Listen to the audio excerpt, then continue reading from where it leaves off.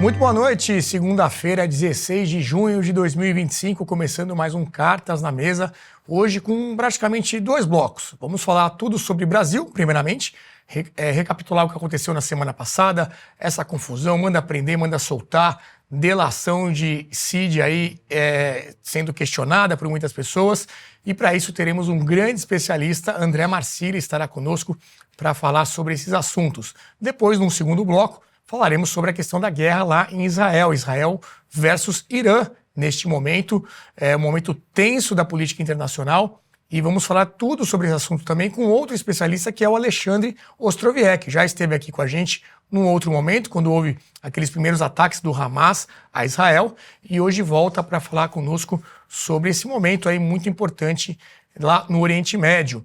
Então, para começar, aqui comigo nos estúdios da Brasil Paralelo estão o Christian Lobauer, que é cientista político e professor, o deputado federal e também cientista político Luiz Felipe de Orleans e Bragança, e também o André Marcilli, que eu já anunciei, advogado, jurista, está sempre acompanhando tudo o que acontece no nosso país, que tem muita questão jurídica, a gente sabe, ainda mais nesses últimos anos. O Ostroviec chega depois para falar sobre Israel. Então, nesse primeiro momento, a gente conversando aqui sobre esses assuntos mais internos, domésticos do nosso país.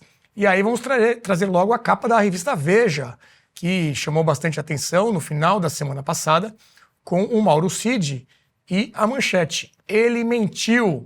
Revista Veja revela novas mensagens de Cid que contradizem, o que ele havia dito na tal da delação premiada. E aí, o que foi revelado de mais impactante foram conversas que supostamente foram feitas pelo Mauro Cid em um outro perfil, nesse caso aqui do Instagram, o perfil que seria da esposa do Mauro Cid. Vamos colocar aí na tela também para a gente já conversar em cima disso. E aí a gente tem a transcrição do que está colocado aí. Podemos até encher a tela. Você fez tudo no mesmo dia? O interlocutor perguntando, São vários anexos? Me conta como foi esse processo. E aí a Gabriela, que no caso seria o Cid, de acordo com a revista Veja, será que tudo que está lá ficou exatamente como você falou? Você conferiu? Várias vezes eles queriam colocar palavras na minha boca e eu pedi para trocar, teria dito o Cid. Foram 3 dias seguidos. Um deles foi naquele grande depoimento sobre as joias. Acho que foram 5 anexos. Enfim, esses prints aí estão rolando na internet, você deve ter acompanhado também, o que é mais um elemento aí que coloca em xeque essa delação do Mauro Cid, que é um elemento central nessa questão toda do processo sobre a suposta tentativa de golpe, que envolve principalmente o ex-presidente Bolsonaro. Lobauer, você acompanhou essas notícias, depois a gente vai falar também que teve mandado de prisão no dia seguinte, mandou prender, mandou soltar. Como é que está a sua análise sobre o andar desse processo aí em relação ao tal golpe?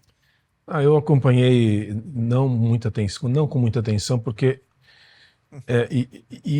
só essa apresentação que você já fez já me ajuda a achar que eu estou com razão de não acompanhar com tanta atenção, porque desde o início você já vê que o Mauro Cid já vem se confundindo sistematicamente. Isso dificulta muito, já é um processo político, já é um processo que carece de uma certa lógica, de uma certa transparência, então já é um processo completamente destrambelhado, e ainda com um delator aí que cada dia fala uma coisa, seja por pressão do seu arguidor, ou seja porque está se confundindo mesmo e não sabe exatamente qual é o próprio objetivo. Então, assim, se é que mentiu, porque também agora a gente tem que checar, se mentiu mesmo, se não mentiu, é uma tal de indas e vindas que só faz fazer o processo ficar muito complicado. E eu acho que o resultado geral, no final, que é o que acho que interessa para todo mundo, é que há um enfraquecimento, há um desgaste da candidatura ou da posição política do ex-presidente Bolsonaro, porque isso aí está acontecendo desse jeito, acho que com essa intenção. sem conspiração, mas com essa intenção. Quanto mais essa historinha, que é toda esquisita, dura e ganha espaço na mídia, mais enfraquecida fica a posição do ex-presidente para qualquer intenção política que ele tiver, ainda que a gente saiba que existe todo um método aí que está sendo aplicado para tirar ele do jogo e, quiçá, a sua família toda do jogo político. Então, realmente, é mais um capítulo exótico nesse processo todo, para mim. Foram vários prints, né? Depois tem algumas outras partes. Olha, eles toda hora queriam jogar para o lado do golpe. E eu falava para trocar, porque não era aquilo que eu tinha dito. O que mais que ele fala aqui? O mais complicado, vou usar outro termo aqui, não que ele usou lá, é sentir que eu estou ferrando todo mundo, fruto de uma perseguição que eu não tive maldade que iria acontecer. E eu fui bem claro lá, o presidente não iria irradiar golpe nenhum, ele estava mal, ele queria encontrar uma fraude nas urnas. Enfim, por aí vai, você pode achar mais detalhes até no nosso portal e em outras fontes de notícia, mas o que aconteceu também que chamou muito a atenção foi que no dia seguinte em que essas informações foram vazadas então pela revista Veja, aí quem vai nos trazer essa manchete é o UOL, Moraes determina prisão de Cid, mas revoga, e tenente-coronel depõe na Polícia Federal. Então no dia seguinte, bem cedinho, a gente acordou com essa notícia aí da prisão novamente do Mauro Cid, e depois viemos a descobrir que seria por uma suposta tentativa de obtenção de passaporte para que ele estaria tentando um passaporte via o Gilson Machado. A gente já vai chegar no Gilson Machado. Então teria aí uma tentativa de fuga do Mauro Cid com um passaporte português. Ô Luiz Felipe, a sexta-feira foi bem maluca, né? Com notícia de prisão, depois notícia de que já não estava mais preso, e muita gente achou no primeiro momento que era uma resposta a esses vazamentos que tinham saído no dia anterior, né? Mas, aparentemente, pelo menos a informação oficial é que era outra coisa, que não tinha nada a ver com isso, que era essa questão do passaporte. Você acha que essa delação está cada vez mais desgastada e ela talvez não seja mais suficiente para manter esse processo? Olha, eu não estou acompanhando absolutamente nada dessa novela, nada. Muito pelo não consigo acompanhar. Eu não sei por que o Cid ainda está relevante no processo, já foi, voltou, já falou a verdade, já mentiu, já voltou, já desmentiu a mentira e falou a verdade de novo. Eu não sei se ele é um réu, se ele é alguém para ser qualificado como alguém para ser escutado nesse processo, fora as violações que o próprio ministro está gerando ainda de processo durante o próprio julgamento. Então, para mim, isso aí tudo não dá para acompanhar. Aí vem as novelas de tá fugindo, família já fugiu. Não dá para acompanhar isso, sério. Eu desqualifico todo esse processo. Eu não vejo razão para incriminar os que estão sendo incriminados. O processo está sendo gerado errado. Todos que estão levados aqui para vir testemunhar, na minha opinião, não são testemunhas válidas. O CRIV já teriam perdido crédito em qualquer outro sistema judiciário.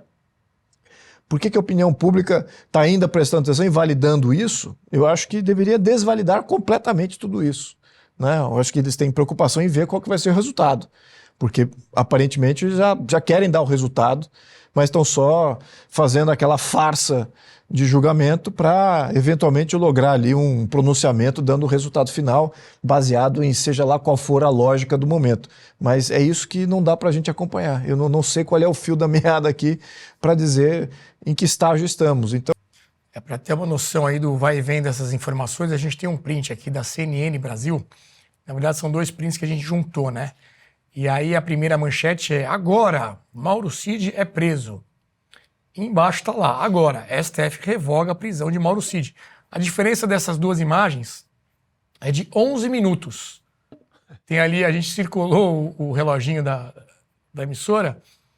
Primeira notícia para a segunda, uma diferença de 11 minutos. A manchete: breaking news, Mauro Cid é preso, mudou para STF revoga a prisão. E aí a gente tem, já vamos colocar aqui a manchete do G1. PGR pediu buscas contra Cid após familiares de delator deixarem o Brasil, né? A gente teve informação que a esposa e uma das filhas do Mauro Cid já estavam fora do país. A segunda filha dele, uma outra filha, também estaria indo para fora. e aí, por conta disso, a PGR teria pedido buscas. E, além disso, nós temos também a manchete do Gilson Machado, sendo preso e depois solto. Essa manchete aqui da própria Brasil Paralelo. Podemos colocar já na tela para o comentário do Marcília. Gilson Machado deixa a prisão nesta madrugada e volta a afirmar que é inocente. Foi tudo um grande mal-entendido. Acho importante salientar que a revogação da prisão foi feita pela mesma pessoa que decretou, pelo ministro Alexandre de Moraes. Marcília, sua análise aí mais jurídica, então, sobre essas duas prisões, ou quase prisões, vamos colocar assim. No caso até do Gilson, ele passou o dia preso.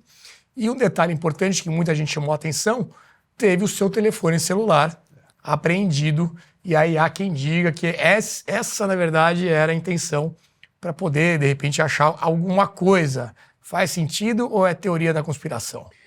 Faz sentido. O que não faz sentido é essa prende-solta, né? Eu até usei nas minhas redes essa imagem das duas manchetes da CNN, dizendo, com a frase do Barroso, insegurança jurídica no Brasil é uma lenda urbana, né? Que foi uma frase que em algum momento ele disse.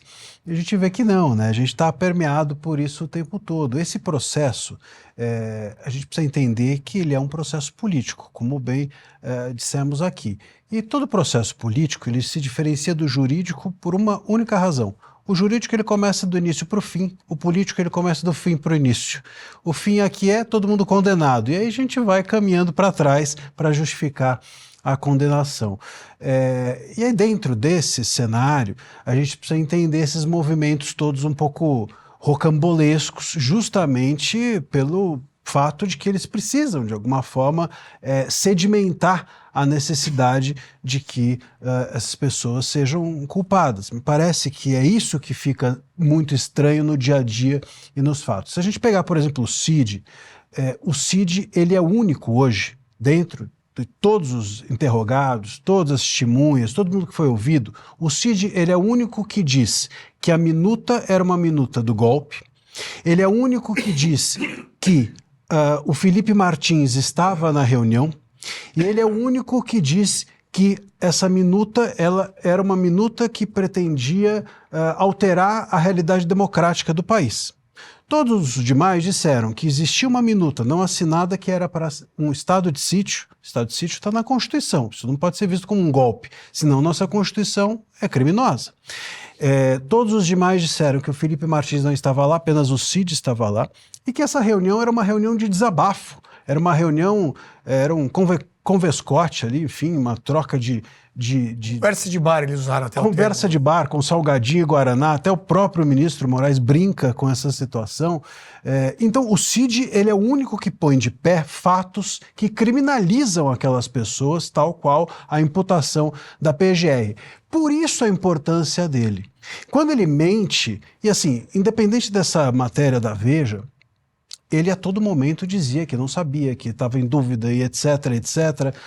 Os advogados foram muito hábeis, sobretudo os advogados do Bolsonaro e do Braga Neto, diga-se, em colocar questões, cascas de banana, ele caía em todas. Então, todo mundo saiu daquele depoimento dele com a sensação de que ele havia mentido, omitido ou que não sabia de nada. O que, enfim, para alguém que está delatando, dá na mesma. É ruim tanto quanto. E aí quando sai essa capa dizendo que ele mentiu, o que me parece, eu estou reconstruindo então do fim para o início os fatos para tentar entender e dar esse fio da meada ao contrário. Quando sai essa notícia de que ele mentiu, a sensação é de que, me parece dentro do STF, é de que ele precisaria voltar para o quartinho do pensamento, né? Como já aconteceu em algum momento, chamaram ele para uma repactuação da delação premiada. E esse é o ponto. E o Gilson entra nisso exatamente porque trazer o Gilson para essa questão era uma forma de trazer o CID junto. E também tem um gesto que a gente precisa entender, que é o seguinte: o STF começa a desconfiar que o CID não vai manter de pé essa história. E eles acho que botaram nos classificados, procura-se um novo delator. Eu até brinquei outro dia, falei assim, o STF voltou para o Tinder da delação. Eles querem novamente a possibilidade de encontrar um delator. Isso para mim fica claro a partir do momento em que o Gilson é solto, quando o seu celular fica retido. O seu celular é apreendido para se fazer o que a gente chama de pesca probatória, ou seja, fishing expedition, você buscar provas, mesmo que não haja indício nenhum, dentro do celular dele. Que é o que muita gente diz que aconteceu com o próprio Cid. O próprio Cid. Que no primeiro momento teve o celular apreendido por conta de cartão de vacina. De vacina, exatamente. Foi o que aconteceu com o Cid já lá atrás, e agora provavelmente é o que estão tentando fazer com o Gilson e com outros mais que aparecerão se com o Gilson não der certo. E olha só, como isso fica, como o direito está sendo instrumentalizado para essas finalidades políticas. O Gilson, a ele foi imputada o crime de auxiliar o Cid. Certo? Nessas viagens, na possível viagem da família, entra essa confusão toda. Aparentemente não tem nada a ver com os fatos, mas tem, porque é uma maneira de trazer Cid e Gilson para depor. E o ponto é o seguinte, tem um crime que a gente chama de favorecimento pessoal, que é auxiliar um criminoso. Esse crime ele tem uma pena máxima de 4 anos, e por ter uma pena máxima de 4 anos não cabe prisão preventiva. Então eles fazem o quê? Eles encaixam o Gilson na lei de organização criminosa. Na lei de organização criminosa, auxiliar uma organização é como se dela você participasse. E aí a pena máxima é 8 anos, aí podem fazer a prisão preventiva. Aí leva o Gilson, deixa o Gilson, pega o celular e larga o Gilson. A própria decisão do Moraes diz não é mais necessária a prisão, porque as medidas cautelares já foram tomadas. Quais medidas? Ficar com o celular dele.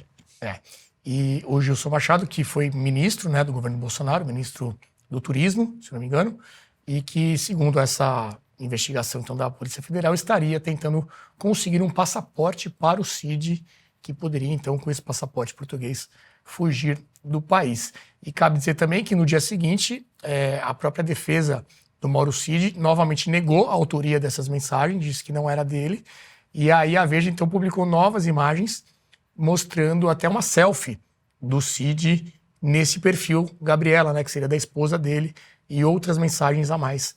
Então, aí rebatendo essa alegação de que teria sido algo montado e tudo mais. E, até o momento não tivemos mais novidades, mas a gente sabe que isso, como o próprio Luiz Felipe falou, que é bem difícil de acompanhar tudo na hora. Bom, diante dessa situação, o Bolsonaro, então a defesa do Bolsonaro pediu a anulação da delação do Cid. Temos a manchete aqui do Poder 360. Ex-presidente diz que investigação de golpe é uma farsa fabricada em cima de mentira. O tenente-coronel teria violado ordens de Moraes e trocado mensagens, então, de acordo com a denúncia da Veja. O Lobauer, independente dessa confusão toda aqui, uma coisa que chamou também a atenção na semana passada e que nós ainda não tivemos oportunidade de falar, foi o depoimento do Bolsonaro lá nesse interrogatório, né? Ele frente a frente ao Moraes, em um clima até um pouco, em dados momentos, descontraído. Né? Ele chegou até a fazer uma piada ali, convidou para ser vice. Como é que você analisou o comportamento do Bolsonaro? Enfim, ele deu também várias respostas, né? Explicações e tudo mais. E também essa questão de tentar quebrar o gelo, digamos assim, com alguém que é o algoz dele, né? Nesse processo todo. Olha, como é que começa a avaliar isso aí? Primeiro, no geral, eu acho que foi um desastre completo, tirando os personagens do juiz, o ex-presidente, assim, nós estamos... Imagina, transporta essa situação para o Japão, para a Alemanha, para os Estados Unidos, para a Suécia. Imagina que um ex-presidente está sofrendo uma arguição, está sendo questionado por um juiz do Supremo Tribunal. Quer dizer, não é possível um nível desse, dos dois lados, de todo o mise-en-scène, para mim, na minha modesta visão, quer dizer, dá vergonha de ver tudo, entende? Eu não consigo ver isso se reproduzir num país onde chegou num outro patamar, onde as instituições são respeitadas, porque ali parecia parecia, como for usar o termo que eles mesmos usaram ali, se referindo a outro encontro, parecia uma conversa de bar mesmo, entendeu? Você não quer ser meu vice-presidente? E o outro, pergunta pro seu advogado. Que é isso, pô? Onde é que não é? Do que se trata esse negócio? Não dá para levar nada a sério. Então esse é um primeiro comentário. Agora, o que eu acho que pode ter acontecido ali é que o ex-presidente estava ansioso, nervoso e tal, e resolveu dar uma descontraída, que foi uma péssima ideia, porque uma descontraída para uma figura que é o seu algoz, aquilo ali é uma farsa. Então, assim, tudo que deveria ter acontecido ali, ela ter se levado muito a sério o que está acontecendo. E não foi o que aconteceu. Pelo menos, na perspectiva popular, quando você vê os dois fazendo gracinha, você fala, isso aqui deve ser uma grande festa junina, sei lá o que deve ser isso. Então, assim, o que a gente tira desse negócio? Tira que a gente está numa crise institucional poucas vezes vista. A gente já teve algumas. Para quem já está velho, já viu algumas. E não foi. Quem viveu o governo Collor, quem viveu o tango do Bernardo Cabral com a Zélia, tem umas coisas na nossa história que são desse padrão aí. Mas realmente é uma pena, sabe? É uma tristeza. Próximo Senado não fazer nada. E a gente vai começar a viver num ambiente quase que de ficção científica, porque a minha impressão foi péssima de todo o processo. E naquele momento também o Jair Bolsonaro postou no Twitter, né, no X, a sua opinião sobre esses vazamentos. Vou colocar aqui alguns trechos. Temos a imagem aí do tweet do Bolsonaro. Olha, isso não é justiça, é perseguição. É uma caça às bruxas contra mim e contra os milhões de brasileiros que eu represento. Um processo movido por vingança e não por verdade. Essa delação deve ser anulada. Braga Neto e os demais devem ser libertados imediatamente. E esse processo político, disfarçado de ação penal, precisa ser interrompido antes que cause danos irreversíveis ao Estado de Direito em nosso país. Nós temos a notícia de que o STF já formou maioria para responsabilizar as Big Techs sobre os conteúdos de usuários. Está aí a manchete da CNN, votação durante a semana passada. Por enquanto, apenas o ministro André Mendonça ele votou para manter a exigência de uma ordem judicial para remoção de conteúdo. Então, hoje, para que uma empresa para que ela tenha a obrigação mesmo de tirar algo do ar, tem que ter uma ordem judicial, uma decisão da justiça. A partir desse novo modelo trazido agora pela votação do STF, inclusive a grande discussão é, eles estão legislando, então, né, eles estão criando uma nova regra, essa é a grande crítica que acontece. Tudo isso dentro de um processo sobre a constitucionalidade do artigo 19 do Marco Civil. Esse voto, então, do Dias Toffoli, né, que está sendo acompanhado pelos outros, prevê que as redes sociais retirem conteúdos ofensivos após uma notificação por canais próprios, sem precisar da decisão judicial. Em casos graves, como racismo, terrorismo, incentivo ao suicídio, pornografia infantil, tráfico de pessoas e, atenção agora, ataques ao Estado democrático, a remoção deve ser imediata, mesmo sem a denúncia. Marcília, esse outro tema que você também tem acompanhado de perto, o que vai vir daqui para frente, então? Mantido, bom, já tem a maioria, né? A grande questão é quem é que vai definir, então, né? O que tem que se tirar ou não. Vai ser a pessoa que se sentir atingida? Como é que isso vai funcionar na prática? Já tem algo definido? Olha, Renato, antes até de entrar nesse assunto, queria só fazer uma pequena observação sobre essa questão da anistia, que essa comparação com 79 é frequente, né? E é óbvio que lá os crimes eram sequestro, eram coisas muito mais graves, pesado. Mas é curioso, tem uma diferença que eu acho que precisa ser conscienciada, que é o seguinte, ali havia um esgotamento do sistema em 79 que eu acho que a gente ainda não, as autoridades ainda não se satisfizeram por completo. E tem um outro ponto, que eu acho que esse é mais importante ainda, que é o seguinte, lá os militares estavam no executivo e eles foram então devolvidos para os quartéis e ali puderam tocar autonomamente a vida. Se houver um perdão geral, inclusive incluindo ministros do STF, eles vão voltar para onde? Eles não têm para onde voltar, porque eles têm que continuar ali, não é? E esse me parece ser o grande ponto, a grande dificuldade. Ainda estão na ativa, né? Como é que eles vão ser perdoados pelo que eles fizeram e continuarão fazendo o que fazem? Né? Quer dizer, continuarão na ativa e dentro do lugar em que estão. Isso é uma discussão que me parece que não basta o perdão, tem que entender como isso funcionaria na prática, as pessoas que estão tratando a anistia. Essa é a primeira vez. Se a gente olhar para trás, nós tivemos, por exemplo, há pouco tempo atrás, o STF entendeu que os entrevistados as emissoras e, enfim, os jornais deveriam ser punidos pelas declarações dos seus entrevistados.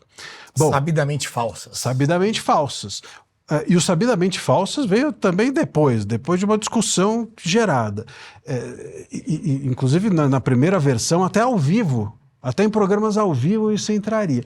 Em debates, imagina só, você está fazendo um debate político, um acusa o outro e quem paga é o dono da TV, o dono do debate. Óbvio que isso é um perigo, mas esse raciocínio vem das redes, porque se eu puno o dono da plataforma pelo conteúdo do usuário, então eu devo punir o dono da emissora pelo conteúdo do entrevistado. Você percebe esse raciocínio que eles empregam as redes, eles depois também empregam a imprensa. E isso é que é o grande problema que adiante se verá. O que está na mesa nesse momento? Eles tiveram 7-1, outra goleada que nós sofremos. E a ideia, portanto, é que, até agora, pegando o que há de consensual entre os votos, que são diferentes, tirando do Mendonça, que é contra, os outros todos são a favor da inconstitucionalidade do artigo 19 do Marco Civil, e com isso eles entendem que não deve precisar de decisão judicial para que conteúdos, como você disse, desinformativos, fake news, discriminatórios e assim por diante, esses conteúdos devem ser retirados sem decisão judicial pela própria plataforma. Qual o problema? Desinformação não está legislado, fake news não está legislado, discriminação, se a gente olhar semana passada a decisão da piada do Léo Lins, ela também foi entendida como discriminatório. Será que isso é bem solidificado? Será que a gente entende bem o que significa um conteúdo discriminatório a ponto de entregar para uma plataforma sem decisão judicial fazer o juízo disso? Quer dizer, olha o perigo em que nós estamos. E essa subjetividade toda vai levar a plataforma a não querer ser multada e censurar. E se não censurar, ou seja, se não retirar tudo que é polêmico e cometer censura, ela vai... quem que vai cuidar, fiscalizar? E esse é o grande ponto. Nós temos, ainda não está claro, qual vai ser o órgão que vai fiscalizar essa retirada das plataformas. Houve sugestão, até do ministro Dino, de que a PGR fizesse isso. Cada um tem uma ideia sobre isso, e esse órgão, Renato, eu acho que agora é o que a nossa mira tem que estar nisso. Porque 7-1, a maioria já está feita. Vai ter a regulação. A gente precisa entender agora como as plataformas vão lidar com isso e quem vai fiscalizar quando elas lidarem mal. Porque esse órgão fiscalizador, se ele estiver submetido ao STF, nós teremos uma possibilidade de que no Brasil a censura saia do judiciário, vá ser cometida, vamos dizer assim, pela plataforma, mas esteja debaixo ainda do julgo do próprio STF. E sobre esse assunto até houve um debate, né, durante esse julgamento. A gente às vezes usa aqui a palavra censura, tem gente que vai, vocês estão exagerando e tal. O próprio Barroso usou esse termo, como a gente vai ver agora. Eu teria dúvida se num debate público eleitoral, se isso não dependeria de iniciativa da parte ou se a gente teria que impor à plataforma o ônus da remoção, entendeu? Ela fazer a censura, ou ela fazer a avaliação do que pode e do que não pode. Não sei se foi um ato falho ali ou se ele já tentou se corrigir na sequência, mas tem essa discussão, né? Então isso vai ser terceirizado, né? As próprias plataformas vão ter que ficar avaliando, e aí se o STF ou quem quer que seja não concordar com a avaliação, quem é que vai fazer esse controle nessa fiscalização desta nova regra? Isso tudo ainda não está nada claro. E temos também agora um trecho do Gilmar Mendes, também que deu o que falar durante a semana, em que ele busca até um modelo, quem sabe aqui nessa discussão, né, de que modelo seguir, e ele cita o modelo de um outro país. Veja só. Eu acho que é um consenso entre nós de que é preciso uma entidade. E isso é fundamental. Um pouco na linha, nós todos hoje somos admiradores do regime chinês, né, do Xi Jinping, né, que diz assim, o importante é que a cor do gato não importa, o importante é que ele caça o rato, né? E essa coisa do público e do... Essa frase do Deng Xiaoping. Deng Xiaoping, né? Então, e é muito difícil hoje saber bem a natureza de várias entidades.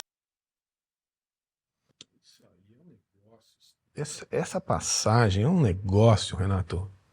Porque assim, Do Togo, como é que o judiciário do Togo reagiria a não, essa afirmação? primeiro, como é que tem muitas coisas primeiro, mas assim, como é que os outros colegas não falam, pera um pouquinho, pode Não ser me pra inclua você, nessa mas aí. pra mim não. Nem o Mendonça. Ninguém abriu a boca.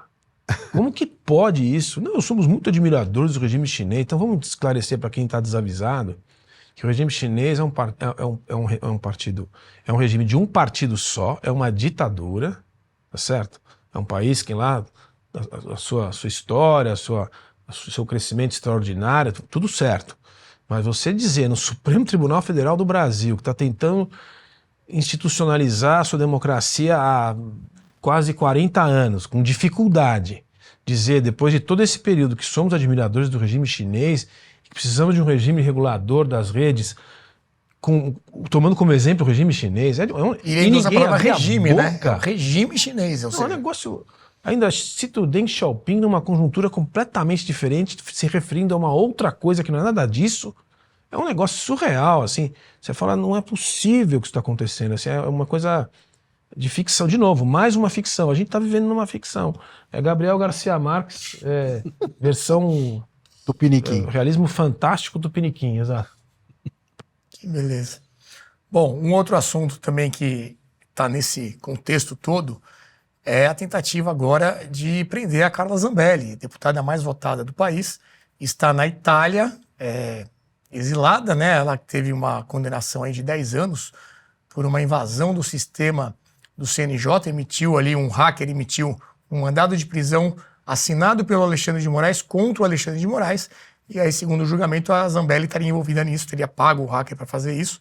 Ela alega que não há provas, que ela é inocente, e primeiro foi aos Estados Unidos, depois para a Itália, e agora as autoridades brasileiras tentam aí a extradição da Zambelli para o Brasil.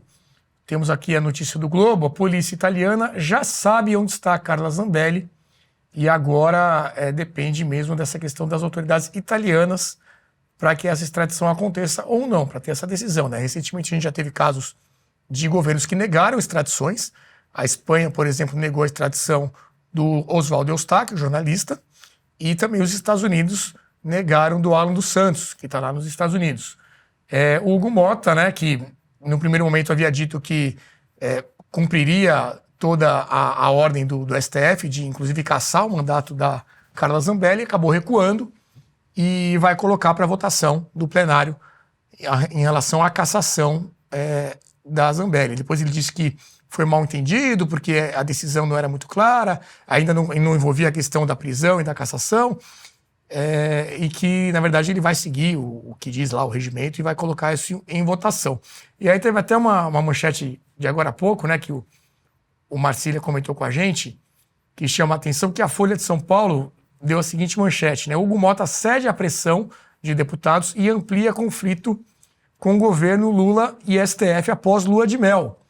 O presidente da Câmara muda de posição sobre pacote de aumento de impostos, que é o caso do IOF, e caso Zambelli, após risco de perder apoio no plenário. Então, vou perguntar aqui para um representante do plenário, o Luiz Felipe, porque a notícia é dada, Luiz Felipe, como o Marcília destacou até nas redes sociais, que o Hugo Mota, então, está cedendo a uma pressão por colocar em votação e por colocar também em votação a questão do IOF. Como é que você avalia isso aí em relação ao teu presidente? Não rompeu lua de mel nenhuma, porque tanto ele quanto Alcolumbre e o próprio Lula estão lá por causa do STF. Eles são candidatos do STF, são o STF que colocou eles nessa função. Se eles têm alguma desavença, para fazer manchete e fazer, talvez, força para o caso oposto. Então está dizendo, ele não pode ceder à oposição, hein? Está cedendo, como um sinal de fraqueza. Ao ponto que isso não é nem uma questão de uma parcela pequena dos deputados, né? Os deputados se pronunciaram de uma maneira muito contundente em diversos temas. Quem atropela o que é de fato a vontade do parlamento é os presidentes de Câmara, é o presidente do Senado, é o próprio presidente da República. Eles não estão nem aí com o que é a agenda do Legislativo. Eles atropelam com a agenda do Executivo e tem a chancela do grande poder maior, que é o Supremo. Toda vez que isso não funciona, ele vai lá, interfere e faz funcionar. Então, nós estamos vivendo esse modelo. E vai por outra simetria.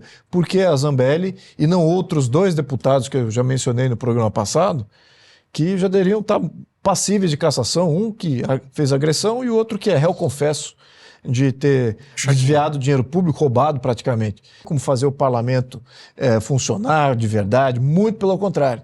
Eles não querem um parlamento funcionando, querem um parlamento vassalo e escolheram os mestres de seus vassalos ali para conduzir a turba. Então é isso que é o modelo brasileiro hoje. A gente precisa desvelar essa farsa, porque temos que ter um movimento brasileiro em prol do Estado de Direito. Eu vou repetir, o movimento em prol do Estado de Direito. Nós não temos respeito das leis, os diferentes facções ganham ou perdem em diferentes momentos, e aí fazem jubileus. Olha, você ganhou ali, eu perdi ali, eu ganhei ali, você perdeu lá. Vamos limpar todas essas besteiras que a gente fez e vamos adiante. Como a gente pontuou ali na conversa anterior, isso não é conduzivo de você ter uma maturidade de sistema. Muito pelo contrário, isso é conduzivo da implosão total do modelo político. Não seria a hora de uma carta pela democracia? Exatamente isso. Tem vários movimentos, pequenos núcleos, já falando numa Constituição nova, falando num processo Mas você se lembra que houve esse movimento, né? Perdão? Nas eleições de 22, vários juristas fizeram uma tal carta pela democracia naquele momento. Será que não era agora o momento de uma carta como essa? Agora, a carta pela democracia, eu acho que a carta tem que ser pela Constituição. Né? Isso que é mais importante a gente pontuar isso aqui. A Constituição ela é violada constantemente por vários lados, vários interesses. E aí esses interesses chegam num ponto e falam assim, olha, anistia para todo mundo. E vamos começar tudo do zero. Isso não é produtivo em nenhum momento. Você tem um conjunto de pessoas, de uma massa crítica de pensadores políticos dentro do Estado, fora do Estado, em consenso, fala assim, não, temos que ter um Estado de Direito em que prevalece a lei. E vamos fazer a lei doer. Se por acaso houve assassinato, roubo e terrorismo praticado pela esquerda durante o regime militar, eles têm que ser punidos. E se por acaso houve tortura, cárcere sem devido processo legal e execução, os militares também tinham que ser criminalizados. Mas não houve nada disso. Então quem perdeu? O Estado de Direito. E hoje a gente vive essa farsa, que não temos um Estado de Direito, mas olha, a gente pode errar aqui do meu lado, eu erro do seu lado, eventualmente a gente cria um jubileu para todo mundo e está tudo certo. E o Estado de Direito, a maturação do Estado de Direito brasileiro nunca vai acontecer. Olha, desculpa. Diga. 90% dos signatários desta Carta da Democracia de 2022 não tem coragem, hombridade, humildade, honestidade intelectual para falar assim, acho que eu me enganei. Isso que eu estou vivendo agora, eu nunca podia imaginar que eu ia viver e realmente aquela carta era só um pedacinho de papel fraquinho perto do que precisa fazer agora. Tem aí um ou outro no sistema financeiro que a gente vê aí nas redes que fala, puxa vida, eu não achava que fosse assim, e viraram motivo de chacota. Esses que assinaram essa carta são piores, porque eram juristas, pessoas de alto gabarito, juristas ou empresariado de primeiro escalão, né? Dizendo assim, não, eu estou aqui lutando pelo padrão civilizatório, foi o termo que foi usado lá atrás. Estou aqui lutando pelo padrão civilizatório. Isso que nós temos hoje é o quê? Como é que você caracteriza isso que a gente vive hoje? Padrão civilizatório? Pois é. Nem no Togo. Nunca se falou tanto no Togo num programa da Brasil Paralelo como hoje. Ô Marcília, traz pra gente a questão agora jurídica, esse rolo todo da Zambelli, enfim, depende agora da Itália. Há motivos para que o Brasil peça essa extradição? Qual que é a tua análise? Bom, a Zambelli, ela foi condenada por um crime grave, né? Então, o mérito da questão não é o ponto que me constrange, vamos dizer assim. E eu confesso que não entrei nos autos a ponto de saber se foi ou não feito o que a acusam. Mas, sem dúvida alguma, 10 anos de prisão é uma pena completamente desproporcional E mais uma vez, se a gente for pensar no direito sendo instrumentalizado politicamente, mais que 8 anos, regime fechado. Então é uma forma de condená-la a 10 anos, é uma forma de fazer com que ela tenha de cumprir inicialmente em regime Como foi fechado. no caso até do Daniel Silveira também. Como né? também Mais foi de no 8 caso do anos. Daniel Silveira. E aí quando a pessoa está no regime fechado, fica difícil dela cumprir o mandato. Então é também uma maneira de condená-la a não ter a possibilidade de exercer o mandato, ainda que o Congresso delibere de outra maneira. Deixa eu aproveitar também aqui a tua fala, isso tendo até a ver com o que o Lobauer trouxe, né, o pessoal lá da carta e tudo mais. Eu tenho acompanhado muito as suas análises sobre os editoriais do Estadão. Então, para quem acompanha o Estadão, num dia ele tá ali com um editorial irretocável, né, que você, tá acompanhando a realidade, tá aqui uma crítica muito boa, e no dia seguinte, algo completamente, parece que é outra entidade que baixou ali para escrever. Tem até um apelido que você deu para esse fenômeno, né? Esses editoriais são chamados de morde a sopra, mas eu tenho dito que a Ruth e a Raquel, né, daquela novela que tinha a mesma pessoa, a mesma atriz, né, que exerceu, uma era boa e a outra era má. E esse é um ponto relevante porque a incoerência da crítica faz com que você não consiga atacar o problema de vez. E isso tem muito a ver com essa questão da carta. Então, as pessoas que criticavam, por exemplo, a Lava Jato, por haver na cabeça dessas pessoas abusos, etc., são as pessoas que não enxergam abuso algum do judiciário hoje, né? Então, é muito complicado quando você não defende um valor, mas você defende um interesse. Você defende num dia uma coisa, no outro dia você não mantém aquela defesa. E isso é comum na imprensa, é comum na política, é comum no meio intelectual, e nós sempre, portanto, temos algum tipo de abuso sendo aplaudido, porque se você num dia aplaude uma coisa e no outro dia você xinga, claro, sempre em algum momento tem um abuso sendo aplaudido por alguém. Isso é um dos males nossos. Eu acho que a gente tem esse grande problema, inclusive sobre liberdade de expressão. Eu sempre digo, você defender a liberdade de expressão é defender a liberdade de expressão do outro. A sua é óbvio que você vai defender, né? E como é que eu defendo a do outro se eu estou num dia dizendo uma coisa e no outro dizendo outra? Essa questão da Zambelli, voltando para o que há de político nisso, é o seguinte: no momento em que ela foi determinada a prisão dela e o STF passa a dizer que as redes sociais dela não podem ser utilizadas, que as redes sociais do filho dela, da mãe dela, imagina, é um negócio fora do qual é medieval você punir terceiros. Pela pena de A, você pune B e C. Isso não existe. Isso se equipara a penas corporais, isso se equipara aquelas coisas que a gente via realmente na Idade Média, com todo respeito aos medievalistas. Mas, enfim, e a nossa Constituição é clara. A pena não pode ultrapassar a pessoa do condenado. Está lá no artigo 5º, que é cláusula pétrea. Então, tudo isso nos leva a uma percepção de que o caso Zambelli foi politizado pelo STF de tal forma que isso pode levar à negativa da extradição. Por quê? Porque todo e qualquer país, por mais que tenha algum tipo de acordo ou tratado de extradição, ele sempre tem um escape, quer dizer, há uma perseguição política, não vou extraditar. Que foi o que aconteceu no caso do Eustáquio, na Espanha, que foi o que aconteceu no caso Alan dos Santos, nos Estados Unidos. Ou seja, aqui a liberdade de expressão é que está em jogo. Então, são só palavras, disse os Estados Unidos em relação ao Alan dos Santos. Na Espanha também, liberdade de expressão.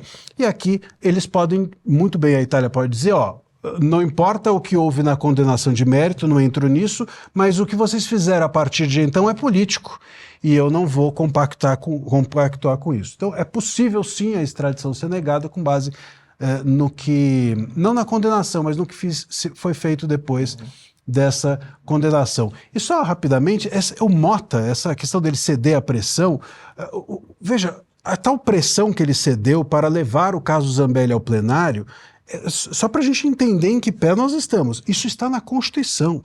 O artigo 55 da Constituição, inciso 6º, parágrafo 2º, é claro ao dizer que, quando uma sentença transitada em julgada contra um deputado ou senador ocorre, é obrigação que a mesa leve a julgamento do plenário. Está na Constituição. Então, não é que o Mota cedeu à pressão. ceder à pressão é o modo a cumprir a Constituição para defender uma prerrogativa da instituição que ele preside.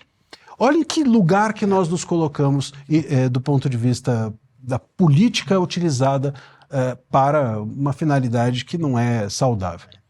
Pois é, ainda em relação ao posicionamento dos jornais, né, dos veículos mais tradicionais, o Estadão, no caso desse voto do STF, foi contra, né, fez uma crítica bastante dura. A Folha também, dizendo que era um retrocesso. Somente o Globo foi o jornal aí desses maiores que apoiou e segue aí dizendo que está no caminho certo. Muito bem, queria agradecer aqui a presença do André Marcília, que esteve com a gente, trazendo sempre sua visão aí muito apurada sobre toda essa questão jurídica. Para quem quiser acompanhar também nas redes sociais, ele está ali sempre muito ativo e sempre que possível a gente chama para participar com a gente. Obrigado, Marcília. Obrigado, um prazer. Um abraço a todos. Tem mais uma frase do Marcília que eu acompanhei esses dias também, que é: quem precisa de regulação é o STF, não as redes. Também, quem sabe o Congresso, né, com o Senado a partir do ano que vem, isso pode ser colocado em pauta. Pessoal, agora, falando em pauta, vamos para a nossa segunda pauta maior aqui do nosso programa, que é a guerra lá em Israel, com essa questão toda relacionada ao Irã. Israel fez um grande ataque ao Irã, que rebateu, e a gente está no meio desse grande conflito aí, mais uma vez, infelizmente, conflito de grandes proporções lá no Oriente Médio. A gente separou aqui um trecho do nosso documentário From the River to the Sea, que você provavelmente já deve ter assistido, está aqui aberto no YouTube para todos, chegando agora em 5,5 milhões de visualizações, que faz todo um apanhado, né, dessa questão lá de Israel, a partir daqueles ataques do Hamas, acontecidos em 2023, se não me engano. E agora a gente traz aqui para vocês um pedacinho desse documentário para a gente poder entrar neste assunto. E na volta estaremos aqui com Alexandre Ostrowiec, que sabe tudo do assunto e vai conversar aqui com a gente para esclarecer o máximo possível. Confere aí e a gente já volta. Porque o que está acontecendo aqui é o surgimento de um país imperialista, muito problemático, chamado Irã, cujos líderes e governantes estão convencidos de que estão todos sendo guiados por Alá. E todas as decisões deles são decisões divinas. Portanto, se decidiram dar início a um projeto nuclear militar, é uma decisão divina. O perigo é que o uso de produtos desse projeto nuclear também possa se dar por decisão divina, contra o cristianismo, contra o judaísmo e contra os outros infiéis. 2 years of negotiations. The United States, together with our international partners, has achieved something that decades of animosity has not. A comprehensive long-term deal with Iran that will prevent it from obtaining a nuclear weapon. This deal will have my name on it,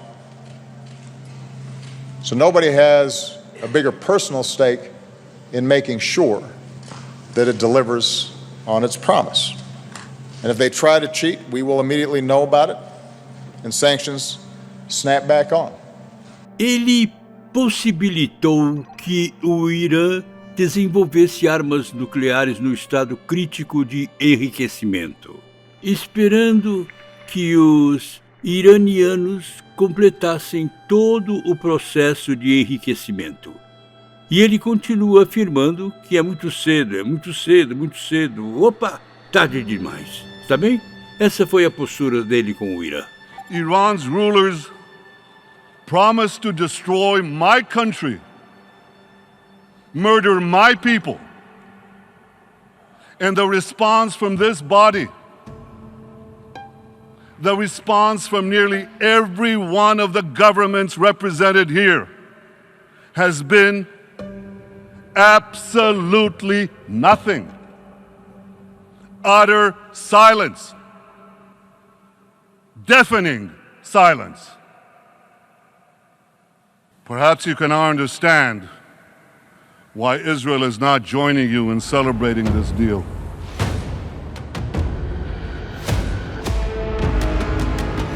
Não há dúvidas de que eles estão preparando uma bomba atômica. Eles enganaram o mundo inteiro, alegando que não a estavam desenvolvendo, mas desenvolveram sim. Eles criaram mísseis que podem levar essa arma nuclear para muito além de Israel. o que transforma um documentário em movimento. Ideias em legado. Um membro em agente transformador da história. Porque o que...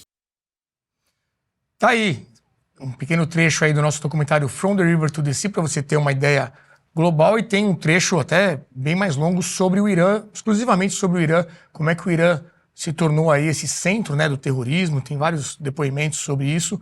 Então, se você ainda não assistiu, não perca tempo. E na sequência você viu também um anúncio aqui sobre a nossa grande live para comemorar os 9 anos da Brasil Paralelo. Está se aproximando dia 22 de junho, um domingo. Teremos aí 10 horas de conteúdo da Brasil Paralelo a partir das 2 da tarde e com uma promoção aí incrível para você se tornar membro da Brasil Paralelo para o resto da vida. Nosso vitalício está de volta, 22 de junho, não perca. BP faz 9 anos e a gente tem aí uma super live com uma baita programação para você, então, neste dia. Muito bem, quero dar as boas-vindas aqui ao Alexandre Ostroviec, mais uma vez conosco. Obrigado aí pela vinda, Ale. Obrigado, Renato. Um prazer estar contigo e toda a audiência da Brasil Paralelo. Infelizmente, mais um motivo não muito bom para essa conversa, né, Ostroviec? Essa situação realmente escalando outra vez lá em Israel. E, para começar, eu queria que você trouxesse a seguinte questão. Não foi algo de um dia para a noite, assim, né, que Israel resolveu fazer esse ataque, porque esse último conflito foi a partir de uma ação feita por Israel. O que levou, então, o Estado de Israel a tomar essa atitude de bombardear o Irã? Bom, deixa eu retroceder um pouquinho, só para dar um panorama histórico bem breve para o público. O Irã é um país milenar, a antiga Pérsia, que todo mundo aprendeu aí na história, as guerras da Pérsia com a Grécia, etc. Uma civilização muito antiga, não confundir com árabes, os iranianos são persas, não são árabes, e tem os países árabes vizinhos que são outra coisa. E aí, há cerca de 100 anos, o Irã entrou uma nova dinastia, que era dos Reza Pahlavi, que eles chamavam de Shah. É tipo o rei, a palavra, um tipo de um rei para a cultura deles é o Shah.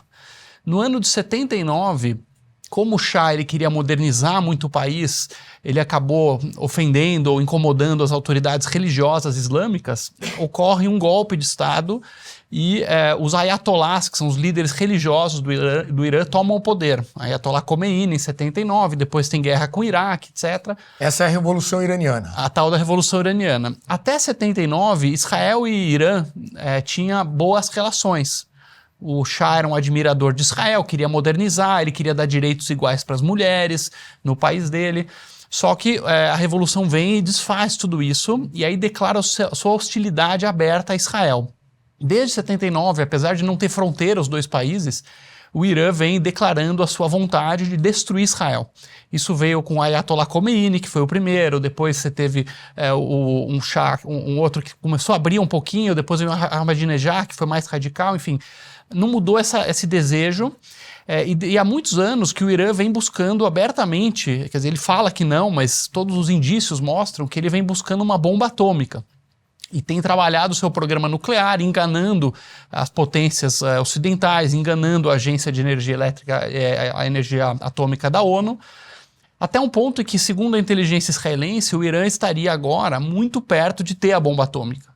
Então, basicamente, você tem um vizinho que ameaça te destruir, que está fazendo uma bomba atômica, e aí aconteceu o que todo mundo esperava, que em algum momento Israel ia tentar destruir esse programa nuclear iraniano. Não é a primeira vez que esses países entram em confronto, eles há muitas décadas já têm um confronto indireto, e ano passado foi um novo capítulo, em abril de 24, que o Irã pela primeira vez bombardeou diretamente Israel. Então o Irã foi o primeiro a atacar diretamente o outro país. Em abril de 24, a gente viu na época com drones, com mísseis, depois em outubro atacou de novo com mísseis balísticos, são mísseis muito maiores.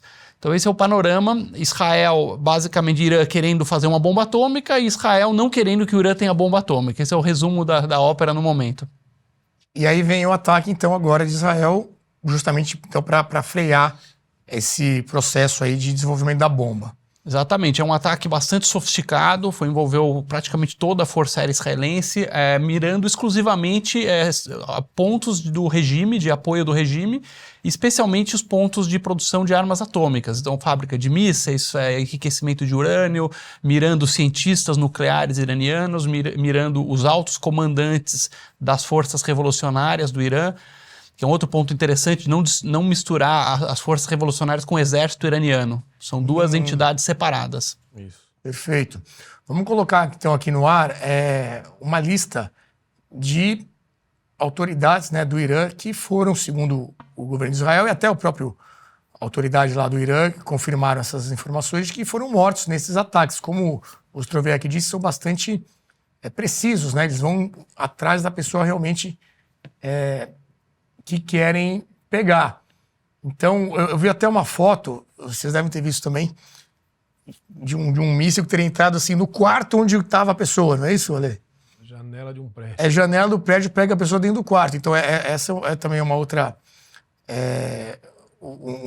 defesa, né, que Israel faz. Olha, a gente busca os responsáveis, enquanto que os inimigos, eles não estão preocupados com os civis, eles mandam esses mísseis dentro das áreas dos moradores mesmo, da população comum de Israel. E aí, um vídeo também que foi publicado agora há pouco, com um ataque de Israel ao centro da propaganda iraniana, né? Vamos dizer assim, da TV estatal deles, durante uma transmissão ao vivo. Dá só uma olhada.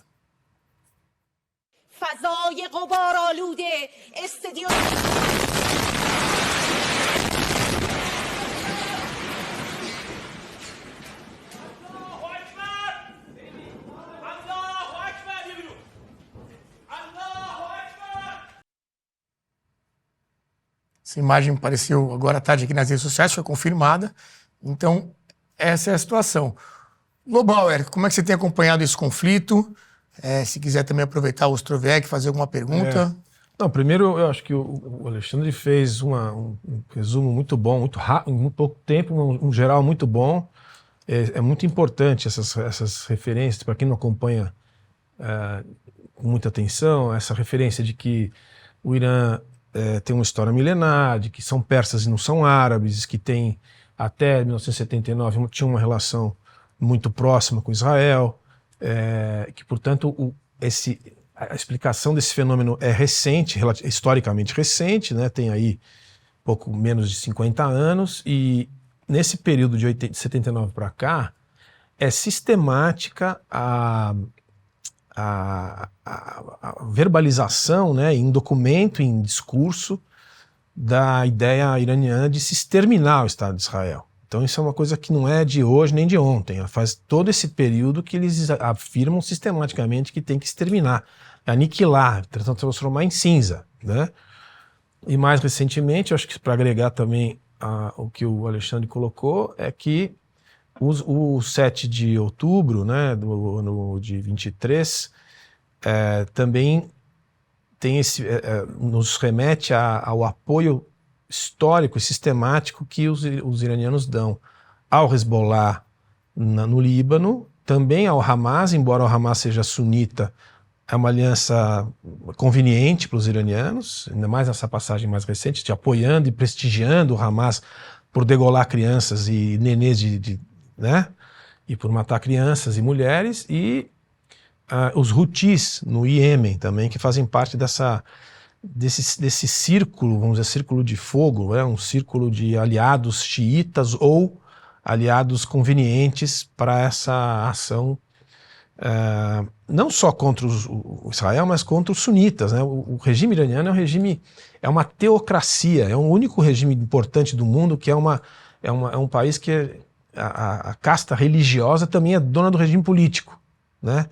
É a única teocracia que tem no mundo, nos países importantes do mundo hoje. Então, eu acho que o que nós estamos vendo é mais um capítulo de resistência, de reação de Israel em função da possibilidade dos iranianos de usarem os seus mísseis balísticos, que eles vêm desenvolvendo há muito tempo, com ogivas nucleares.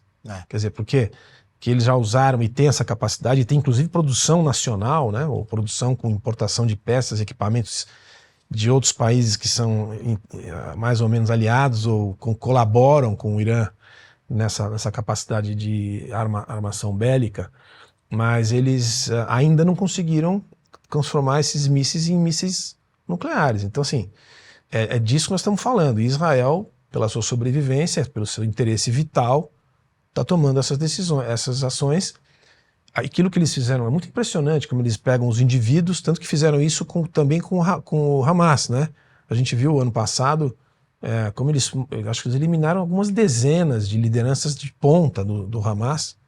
É muito impressionante, assim, a tecnologia, a superioridade, na verdade. Israel tem uma superioridade técnica e tecnológica muito grande.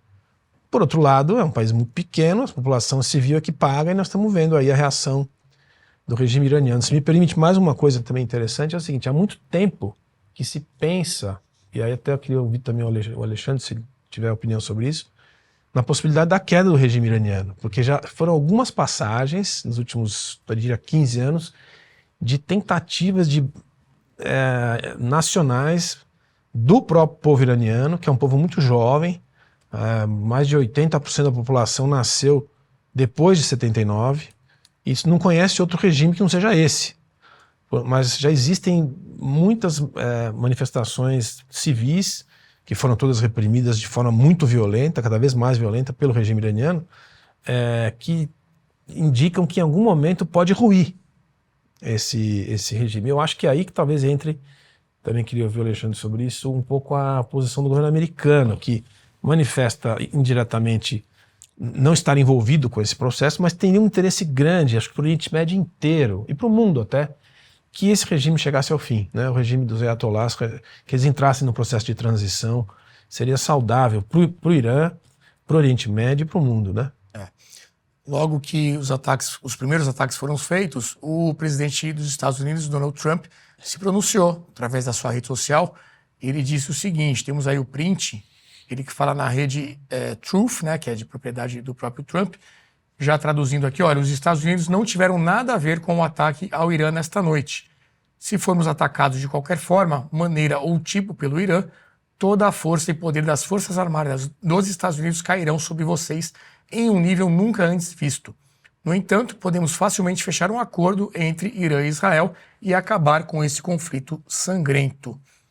Uma outra postagem do Trump, mais recente, e aí ele falando, né, que Irã e Israel deveriam fazer um acordo, e vão fazer um acordo, assim como conseguir que Índia e Paquistão fizessem. Então ele segue dizendo aí que não interessa a ninguém esse conflito, né? Ele termina dizendo o seguinte: olha, há paz, pelo menos por enquanto, por causa da minha intervenção. Ele dá outros exemplos, né? Egito e Etiópia. Em breve, entre Israel e Irã acontecerá o mesmo. Muitas ligações e reuniões estão acontecendo agora. Eu faço muito e nunca recebo crédito por nada. Mas tudo bem, o povo entende. Vamos fazer o Oriente Médio grande de novo. O Trump sempre fala, né, o Luiz Felipe, que essa guerra não teria acontecido dessa forma se ele fosse o presidente durante esses últimos 4 anos em que tivemos ali o Biden. Ele fala do Afeganistão, dá vários exemplos, a própria questão da Ucrânia e Rússia, e agora ele se colocando como alguém para colocar novamente ordem na casa.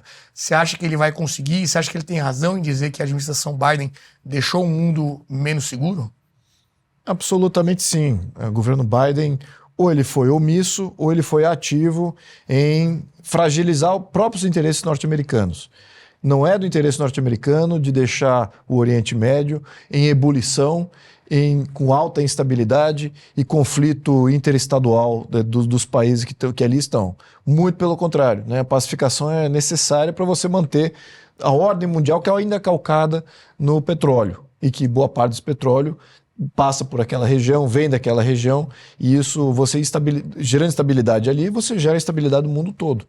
Então não é do interesse dos Estados Unidos, não é do interesse da Europa, não é do interesse de ninguém de desestabilizar. Agora, é do interesse dos revolucionários de desestabilizar os consumidores do petróleo, né? Todo o Ocidente que depende desse petróleo mais barato tende a perder mais do que essas outras partes do mundo onde tem autocracias, teocracias, que de fato não estão nem aí com o bem-estar da sua população, não estão nem aí com aumento de produção, aumento de riqueza, nada disso. Eles estão mais preocupados em controle.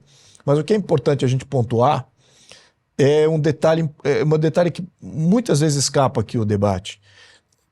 Praticamente todos os países árabes que estão ali, eles combatem a teocracia, eles combatem o Estado Islâmico. Os regimes que eles estão no Egito, Jordânia, Arábia Saudita, Emirados Árabes, Síria, eles não querem ver o que o Irã hoje tem.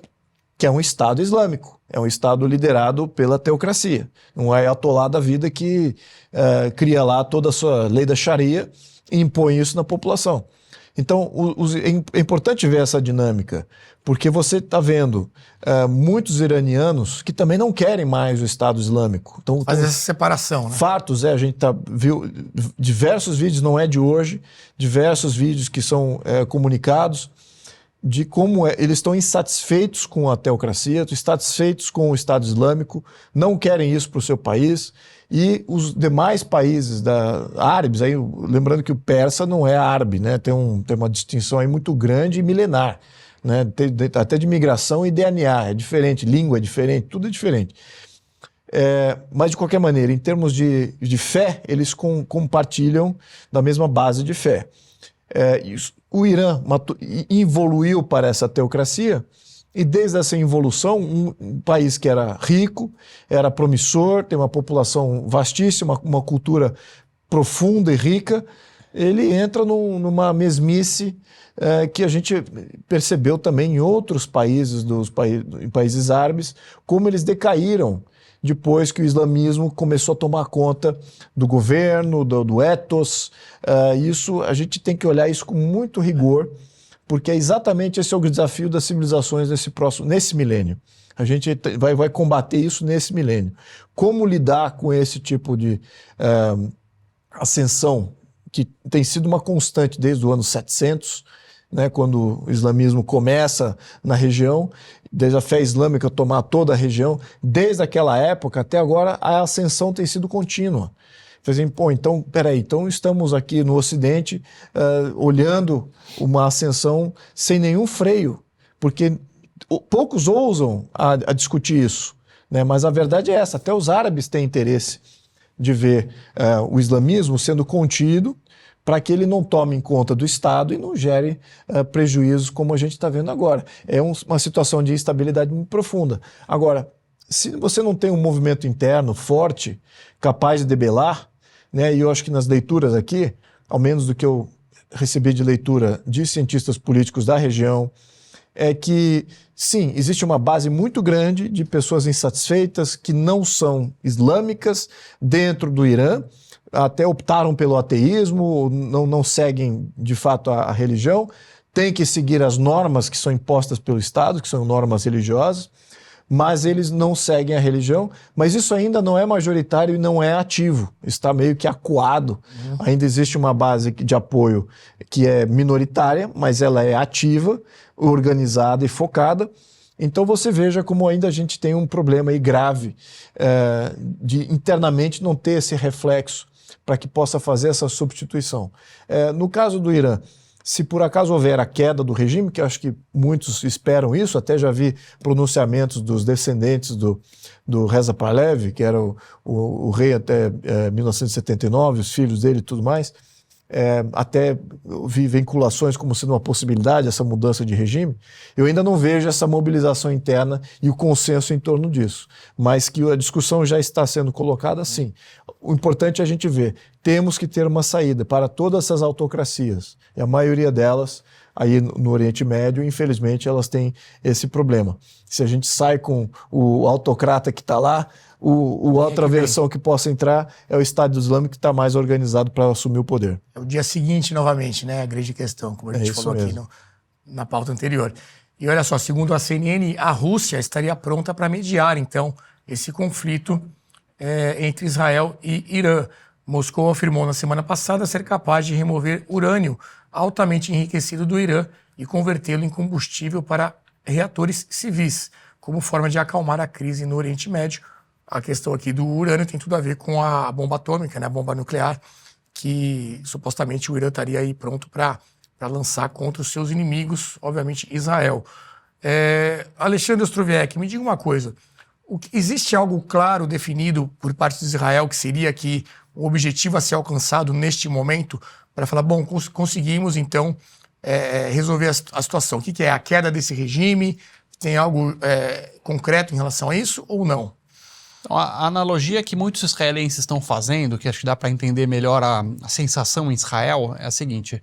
Imagina que você mora numa casa com a sua família, os filhos e tal, e tem um vizinho que é um psicopata que fica gritando que vai matar você e a sua família. Todo dia o vizinho grita, vou te matar, vou te matar. E não satisfeito, o vizinho começa a construir um canhão apontado para o quarto dos seus filhos. E você vê o canhão lá, crescendo. Você vê chegar munição, você vê chegar ferro, e o canhão vai crescendo, está quase pronto, e você chama a polícia, você fala com os vizinhos, ninguém se mexe.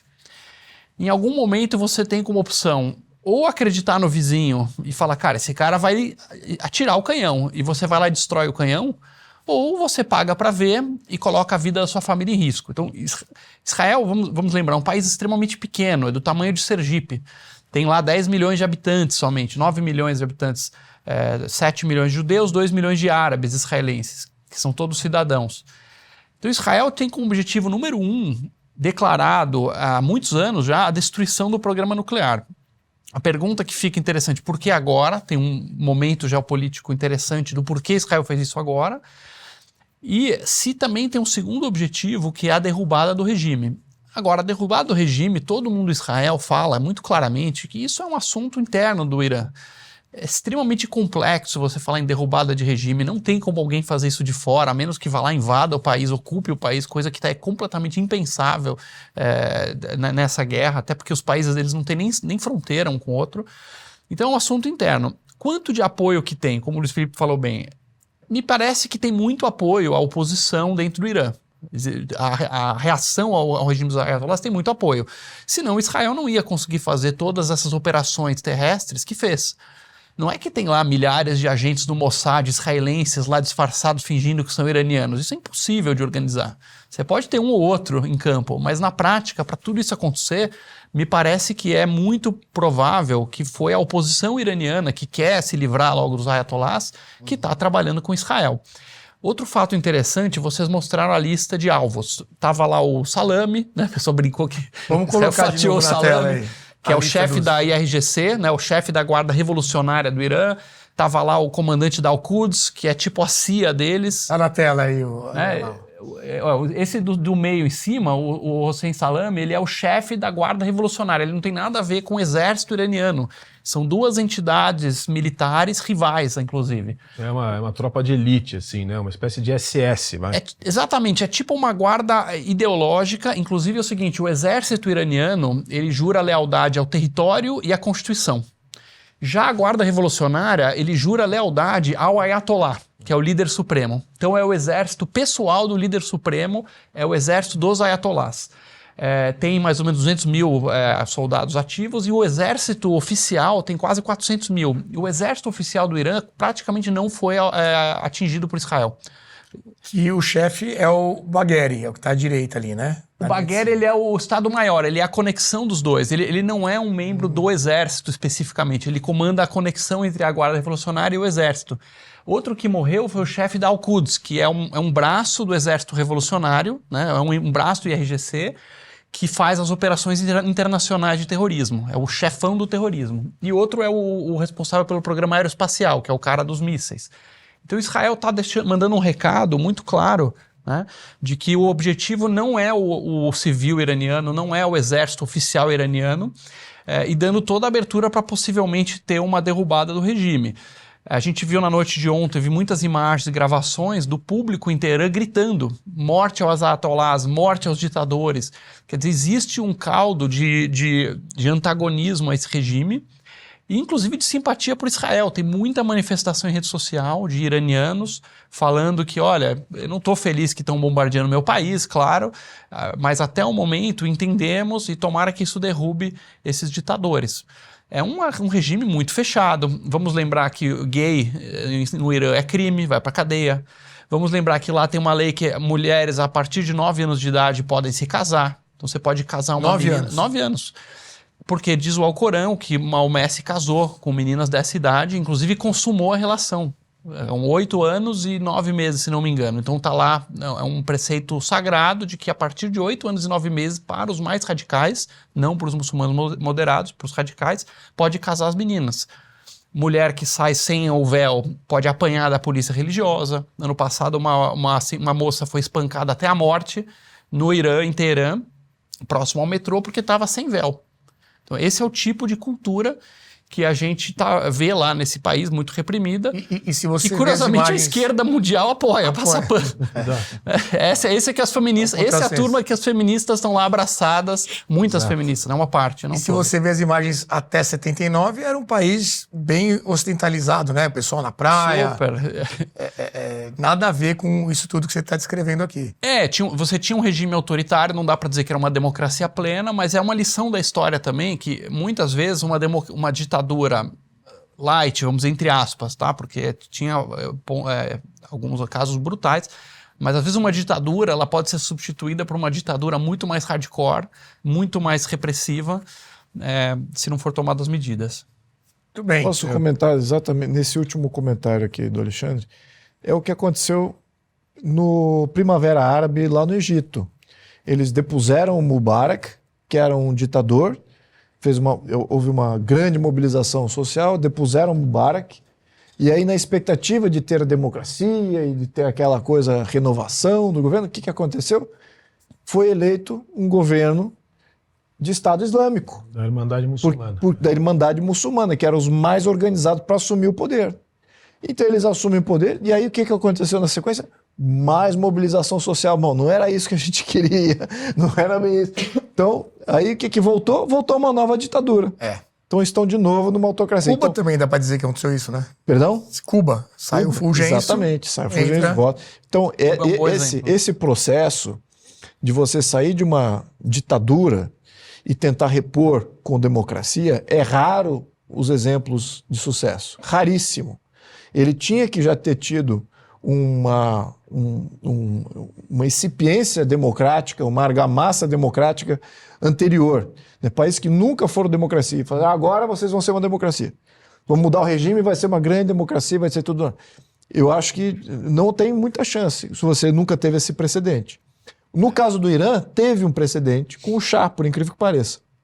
Era mais democrático, era mais aberto, existia um Estado de Direito lá, não era democrático no nível ocidental, mas era muito mais democrático do que é hoje. Então é provável que haja aí uma saída para o Irã. Mas, é claro, as grandes chances é que, se não houver esse movimento de base bem formado, para assumir o poder, bem organizado, para assumir o regime e ocupar esses espaços que vão ser deixados pelos teocratas, a chance é que vai vir uma nova ditadura e não vai vir nada que seja uma abertura. Aconteceu também no Iraque. Né? Vamos lembrar do que aconteceu no Iraque, né? Saiu Saddam Hussein, teve toda uma intervenção, houve lá uma junta que tomou conta durante um período e hoje está de volta com um sistema praticamente ditatorial. Então, esse processo é muito importante a gente analisar para ver quais são os pilares que formam o sucesso dessa alternação, dessa saída de um modelo totalitário e autocrático e ir para um modelo mais democrático. Bem. E nós da Brasil Paralelo temos um funcionário que está lá em Israel, é o Paz Greenland. Ele é editor de um dos nossos programas do Rasta News, você já deve ter acompanhado. O Paz que faz toda aquela magia para deixar o programa daquela forma e está nessa situação também lá em Israel. Ele tem origem naquele país e gravou aqui um relato para nós do que passou nesses últimos dias, onde é que ele está, o que ele já passou. E a gente aqui também sempre, na medida do possível, tentando dar uma assistência para que ele fique na maior segurança possível. Vamos ver então o que traz o Paz, que está lá nesse momento em Israel. Oi pessoal, tudo bem? Eu sou o Paz, eu estou aqui em Israel e eu vou estar compartilhando com vocês um pouco da minha experiência aqui nos últimos dias. Na quinta-feira, ainda de manhã, a gente começou a ver muitas notícias sobre a questão do Irã não estar cumprindo as obrigações legais quanto à questão, né, de energia atômica. Ficou se falando muito sobre isso ao longo do dia e na tarde da quinta-feira, na tarde para a noite, a gente começou a receber mensagens de alerta no celular. Né, a gente recebeu 2 mensagens de alerta nesse dia, dizendo para todo mundo ficar perto, né, se localizar perto de algum lugar protegido ou de algum bunker, porque podia ter um ataque iminente, né? E nos dias seguintes foi essa rotina e essa função de, né, toca a sirene, recebe alerta no celular e vamos para bunker. e fica lá, e é uma rotina pesada, né? De dentro do bunker a gente muitas vezes ouve explosões altas, né, que estão acontecendo, não necessariamente muito perto, mas relativamente perto. E é um momento que o país inteiro está muito tenso com isso tudo, mas as coisas continuam seguindo normal, a gente continua com a vida, a gente vai para o supermercado, tal, tudo funcionando normal, assim, ônibus também funcionando. É um momento delicado, mas o Estado de Israel está tendo muito sucesso, né, nisso tudo, então a gente está realmente otimista e esperançoso que tudo vai acabar logo. E claro, contando com as orações de todo mundo. E é isso. Obrigado. Muito bem, seguimos aqui então na torcida para que fique longe de perigo. E uma coisa que está sendo muito discutida aqui no Brasil é o posicionamento oficial do nosso governo. O governo Lula 3, como é que tem que se colocado nessa situação toda. A gente vê aí, né, dois polos se formando e, ao que parece, num conflito, caso a coisa vá se escalando mesmo, o Brasil estaria ao lado do Irã.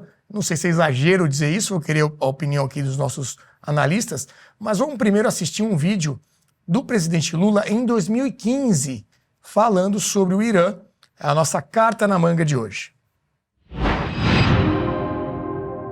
Ou seja, eu já disse ao presidente Obama, eu já disse ao presidente Sarkozy, já disse à primeira-ministra Angela Merkel, já disse ao primeiro-ministro Gordon Brown, já disse a vocês, não é prudente encostar o Irã na parede. O que é prudente é estabelecer negociações. Eu já disse publicamente, eu quero para o Irã o mesmo que eu quero para o Brasil, utilizar o desenvolvimento da energia nuclear para fins pacíficos. Se o Irã tiver concordância com isso, o Irã terá o apoio do Brasil. Se o Irã quiser ir além disso, o Irã irá contra aquilo que está previsto na Constituição brasileira. E, portanto, nós não podemos concordar. Tá, eu falei 2015 e 2010, obviamente, o presidente Lula era presidente naquela época, né? 2015 já era Dilma e ele fez esse pronunciamento. Então, tudo bem, isso era lá atrás, né? Então, quem sabe era outra situação. Vamos ver então agora a nota oficial de agora, desse momento, sobre essa questão toda lá em Israel. O que disse o Itamaraty de forma oficial, o posicionamento do governo brasileiro? Vamos colocar aí na tela. Ataques aéreos de Israel contra o Irã. O governo brasileiro expressa firme condenação e acompanha com forte preocupação a ofensiva aérea israelense lançada na última madrugada contra o Irã, em clara violação à soberania desse país e ao direito internacional. Os ataques ameaçam mergulhar toda a região em conflito de ampla dimensão, com elevado risco para a paz, a segurança e a economia mundial. O Brasil insta todas as partes envolvidas ao exercício da máxima contenção e enxorta o fim imediato das hostilidades. Lobauer, como avaliar aí o posicionamento oficial do Brasil? A gente pegou um Lula de 2010 e aqui o posicionamento do governo brasileiro em 2025. Aquela história, né? De onde você não espera nada é que não vai sair nada mesmo, né? O governo do PT, terceira versão, Dilma 3, para quem tem acompanhado, que já usa a política externa desde o seu primeiro momento, desde os governos Lula lá atrás, como uma política não de Estado, mas uma política partidária, e desde então só piorou, só podia dar nisso. A relação com Israel tem sido péssima. Se eu não estou enganado, o embaixador israelense saiu do Brasil nesse período agora, ou já havia...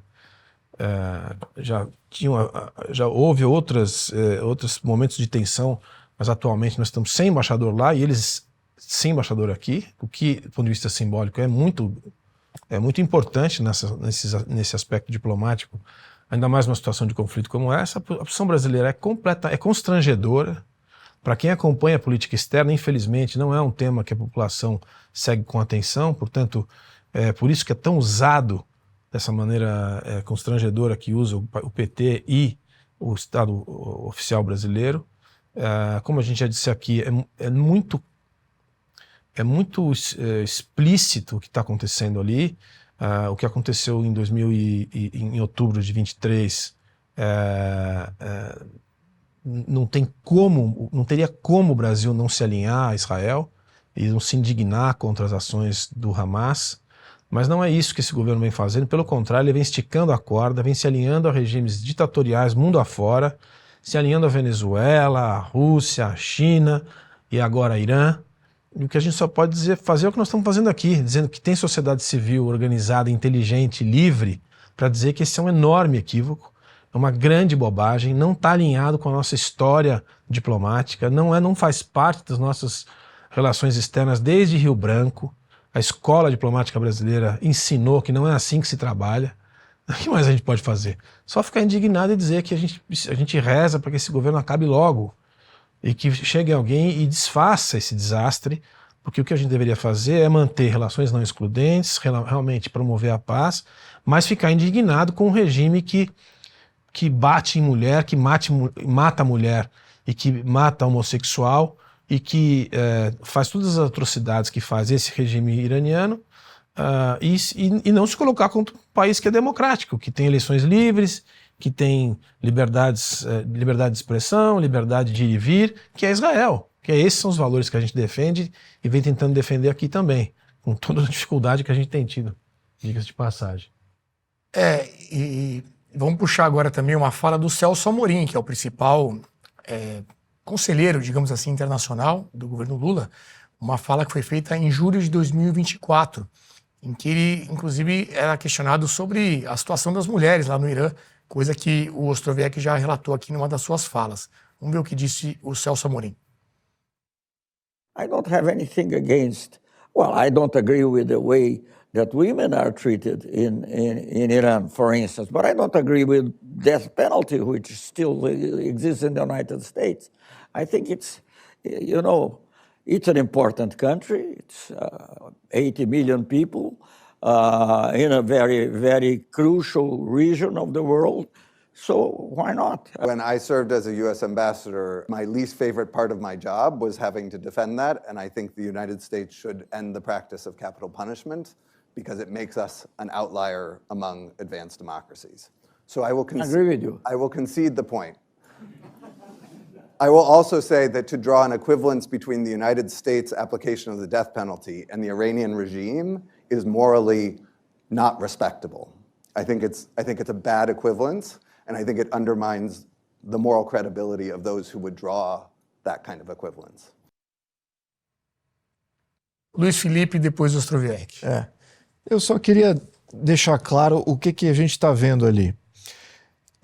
Você está vendo um país como o Brasil, cuja Constituição emascula a nossa política externa, e ela é calcada num modelo frágil interno. Temos um modelo completamente falho e frágil internamente, e isso se reflete externamente tendo uma política externa patética. Ao passo que você vê um país como Israel, assim como os Estados Unidos, que tem um sistema político interno muito forte, legitimado várias vezes, de muito consenso, e o que reflete externamente? Externamente se reflete numa soberania plena. Eles defendem preventivamente os seus países. Lembrando que os Estados Unidos já atacou preventivamente vários países. Em defesa dos interesses nacionais, eles fizeram várias ações. E Israel também. Preventivo, não precisou ser provocado, não precisou ser atacado, porque eles viram que há uma ameaça presente e eles anteciparam qualquer chance daquilo maturar. É a história do vizinho. Que é exatamente a história do vizinho. E é exatamente isso que ocorre até no nível interno. Na questão dos Estados Unidos, especificamente, eu sei de casos em que ameaça e você se defender contra uma ameaça é defesa pessoal, é direito de defesa pessoal. Então aquilo, como internamente você já tem um consenso com relação a isso, externamente você já tem um reflexo dessa visão praticada no nível nacional. E é exatamente isso que a gente não tem. Nós somos um país frágil internamente e externamente mais patético ainda do que interno. E a gente vê esses fantoches aí tecendo opiniões sobre países que de fato são países soberanos.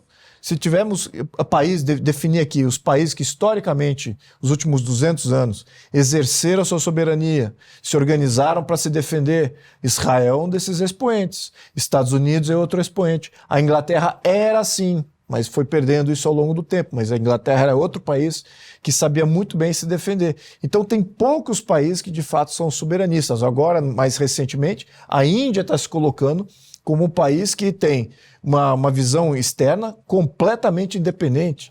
Então, aonde que está o Brasil nesse contexto? É um país soberano como Israel? Pode ser um contraponto? Ou pode fazer algum comentário? Não, o Brasil é um país vassalo. É um país vassalo constitucionalmente, nas relações exteriores. Nós vemos até o comportamento dos nossos presidentes, das nossas forças armadas e das nossas relações exteriores. Somos vassalos aos acordos internacionais, aos interesses internacionais, não temos uma ideia de projeção nacional, não temos uma ideia de proteção nacional, muito pelo contrário, toda a vertente de pensamento leva para a fragilização das nossas fronteiras, dos nossos direitos individuais como cidadão e como instituição brasileira. Então, quem somos nós para tecer um comentário e até colocar ali e fazer até manchete de como o ministro pensa? Quem ele é? Não é ninguém, é um patético representante de um modelo falho e a gente está vendo isso reiteradamente. Como o Lobauer falou, faltam quantos dias para terminar esse governo mesmo? Daqui a pouco o pessoal puxa ali o nosso reloginho. Alexandre, eu queria uma análise sobre a reação da comunidade internacional, né? Como é que você está avaliando o posicionamento de outros países, obviamente do Brasil, a partir desta nota, e também dos Estados Unidos. A gente já falou aqui do Trump no primeiro momento, se colocou ali, olha, não tem nada a ver com isso. Agora, acabei de ver aqui um pronunciamento do Netanyahu dizendo, olha, hoje é Tel Aviv, amanhã será Nova York, dando a entender aí uma espécie de cobrança, uma participação mais efetiva aí dos Estados Unidos. Como é que você tem visto aí os outros países nesse conflito? Então, Dias, o apoio das grandes democracias está sendo muito forte a Israel. Não só Estados Unidos, que é um tradicional aliado, a França, o próprio presidente da França, que teceu alguns comentários aí criticando algumas políticas israelenses, agora veio plenamente em apoio. O próprio rei da Arábia Saudita, o Mohammed bin Salman, ele se declarou dizendo que está muito aliviado, que é importante ter eliminado o programa nuclear iraniano. Então existe um grande apoio por parte dos países sérios, os países respeitáveis, os países que não querem ver um regime ditatorial e fanático como o Irã na posse de bombas atômicas. Até porque se o Irã tem bomba atômica, no dia seguinte começa, não tem a menor dúvida, no dia que o Irã explodir a sua primeira teste nuclear, no dia seguinte você vai ter uma corrida atômica na região. Vai ter Arábia Saudita, você vai ter Turquia, você vai ter Egito, mas sei lá quantos países vão buscar a bomba.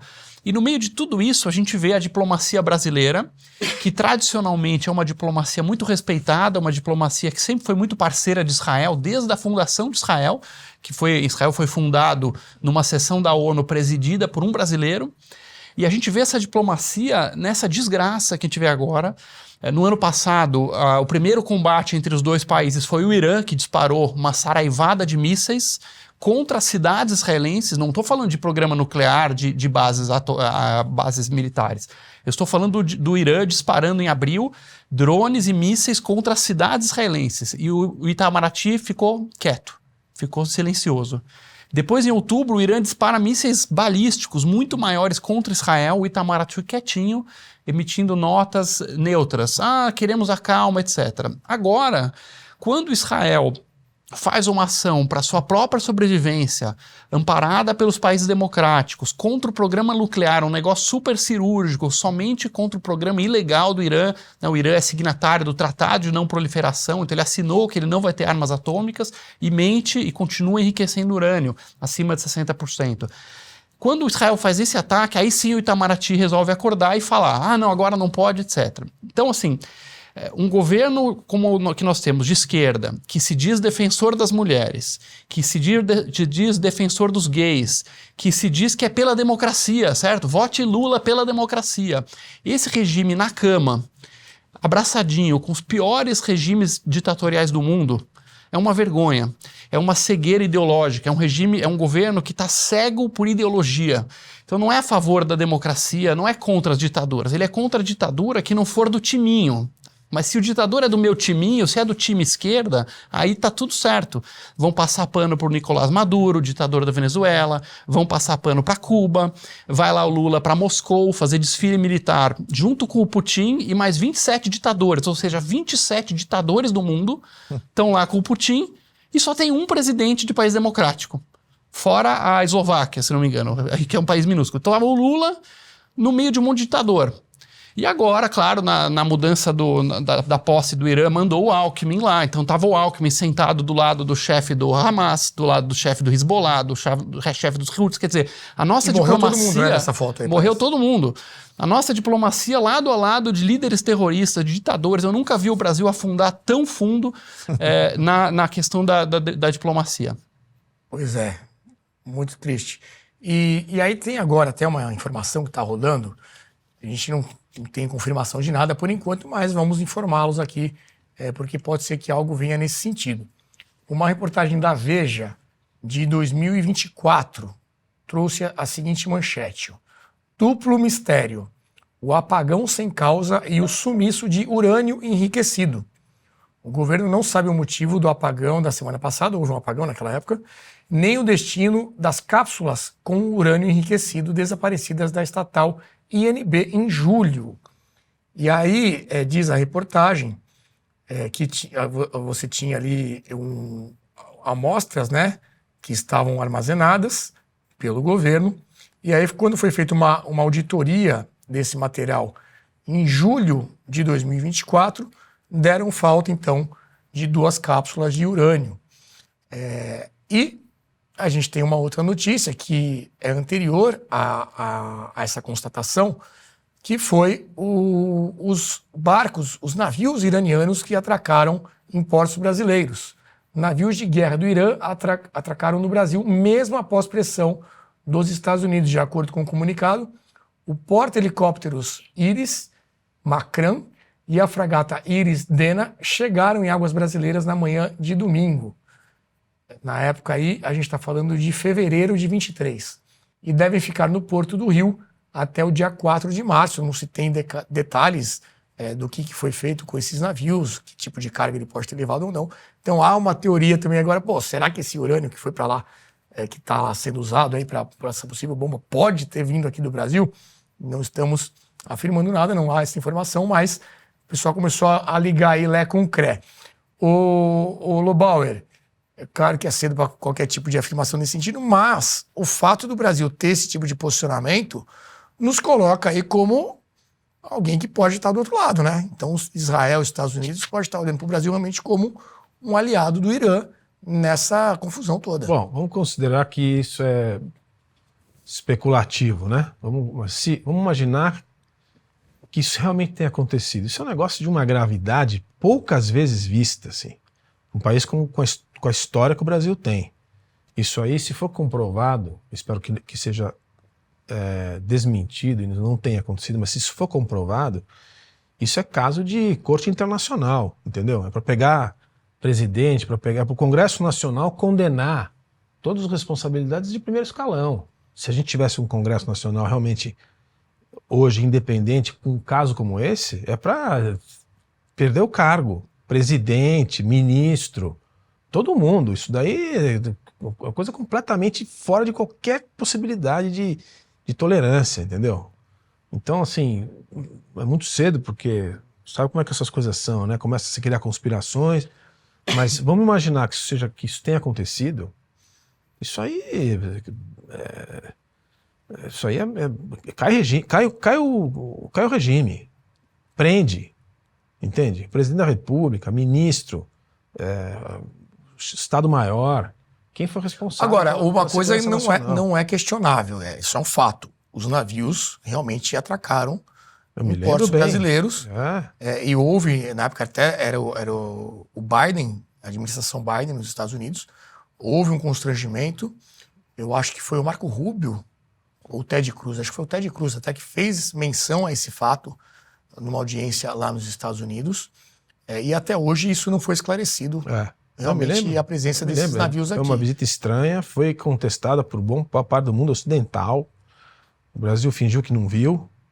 Isso assim, eu fico pensando, Isso é da visão megalomaníaca destrambelhada do Celso Amorim, com certeza, porque o presidente Lula não tem a dimensão do que isso aí significa, e o Itamaraty é completamente pelego, completamente submisso hoje à posição do assessor internacional, que é a posição que o Celso Amorim tem, tá certo? O senhor Celso Amorim prestou um serviço ao país nesses últimos 25 anos, porque ele foi o ministro que ficou mais tempo na posição de ministro das Relações Exteriores. Para quem não se lembra, ele foi ministro das Relações Exteriores do presidente Itamar. Depois ele ficou o período Lula todo e continuou sendo a eminência parda de todos os ministros depois no período Dilma e agora no período Lula 3. Então, assim, é uma visão do tal do terceiro mundismo requentado, que a gente chama, né? E mais radicalizada, diga-se de passagem, porque a gente não esquecer, é o único ministro das Relações Exteriores de Estado que se filiou ao partido político na história da República. Lógico que é o PT. Então, para quem tem alguma dúvida do que é a política externa brasileira hoje, se não a política da ala radical do PT, que era tocada pelo então professor Marco Aurélio Garcia, lá no período falecido professor, também com a mesma visão terceiro mundismo requentado, só que ele ficava com a América do Sul e com a América Latina, que era o que ele gostava de fazer, e o resto do mundo ficava com o Celso Amorim. E assim continua. Então, esse é o resumo da história, como ela aconteceu. Não estou inventando nada, não é opinião, é como ela aconteceu e como ela está acontecendo. Bem, Luiz Felipe, lá na Câmara, né, você já foi parte da Comissão de Relações Exteriores, muito ligado a esse assunto. Há algo que possa ser feito via comissão? Eu me lembro também de outra nota, me veio agora a lembrança, quando um brasileiro foi morto, né, lá nos ataques, 7 de outubro, e aí a nota foi, olha, o governo brasileiro lamenta a morte do fulano de tal, não vou lembrar o nome aqui agora. E aí foi muito criticado, como assim a morte, né? O falecimento. Não foi um falecimento, ele foi assassinado pelo Hamas. Ou seja, desde lá de trás, sempre que há algo relacionado a isso, fica muito clara a posição do governo brasileiro. Via comissão, via um movimento dentro da Câmara, é possível fazer algo em relação a isso? Sim, é possível fazer várias coisas, moção de repúdio, investigação e também criação de novas leis que impeçam esse tipo de parceria. Vamos só lembrar que existe até se eu não me engano, é um decreto, um acordo internacional entre o Mercosul e a Palestina que envolve o comércio de urânio. Então isso meio que passou de uma maneira até, eu diria que espúria dentro do Congresso Nacional. A gente tem que rever esse acordo, porque é exatamente, não, o acordo talvez não, mas a questão do urânio, a gente precisa começar a destacar isso, exatamente no século XXI, como isso sendo prejudicial para todo mundo, todas as partes. Só o fato de você ter suspeição de que o Brasil possa ter contribuído urânio, isso já coloca a gente no mapa de conflito mundial. E para um conflito do qual a gente está completamente despreparado para entrar, de todos os sentidos. Foi muito bem colocado aqui pelo Alexandre, como o Mossad, as forças israelenses, já haviam adentrado no território iraniano e estabelecido bases de drone, de onde vários ataques sucederam. Então, você não consegue fazer isso, você não tem já uma parcela expressiva da população que não gosta do regime. Mas será que o governo brasileiro entende que aqui no Brasil eles têm menos controle ainda do que os chás do Irã? Os chás não, os ayatolás do Irã? Então, é exatamente essa dinâmica de você não saber nem fazer o dever de casa para se proteger. Mas a fragilização não é do governo, porque ele sabe que ele é frágil. Ele está num comando muito tênue de um território vastíssimo, estou falando do governo brasileiro. E ele sabe que ele não vai ter como controlar esse território todo.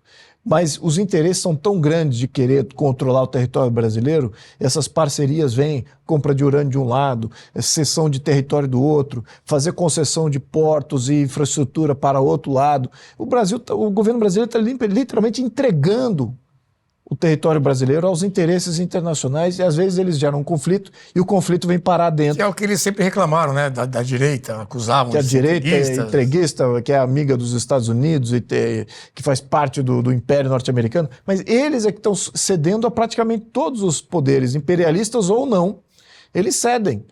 E esses conflitos, quando são gerados por dois parceiros, acabam aportando aqui, e nós entramos dentro desse conflito sem qualquer preparo, nem mesmo preparo de ser honesto com a população brasileira, que o governo brasileiro está fragilizando não só a soberania nacional do Brasil, mas também a cidadania e o valor dessa cidadania. Imagine só, que é o próximo passo, já está por vir. Eu já vi vários memes de cidadãos norte-americanos, europeus, falando assim, os inimigos do mundo. E está lá a bandeirinha do Brasil junto com todas essas bandeirinhas inimigos. E aí você vê do outro lado quem são os países livres. Você vê Japão, todos esses países que o Lobauer cita, Japão, Alemanha, França, Itália.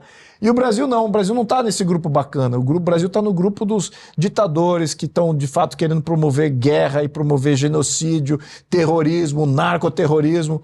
Então, isso pode ter efeitos também na cidadania brasileira. Né? O passaporte brasileiro, que tem algum valor, perde valor. Se deixa de poder viajar para vários países, se por acaso o país está comercializando urânio, ajudando esses grupos terroristas, a esses países islâmicos que estão, de fato, praticando esses atos de guerra, né, de uma maneira completamente unilateral. Então, a gente vê isso como um problema. A gente tem que internalizar isso e podemos fazer algumas ações dentro da Comissão de Relações Exteriores. O que eu acho que é imprescindível, e aí é onde eu acho que o entrave está, e eu sempre falei desse ponto, em não tendo o presidência da Câmara, tudo que a gente faz em comissão fica na comissão.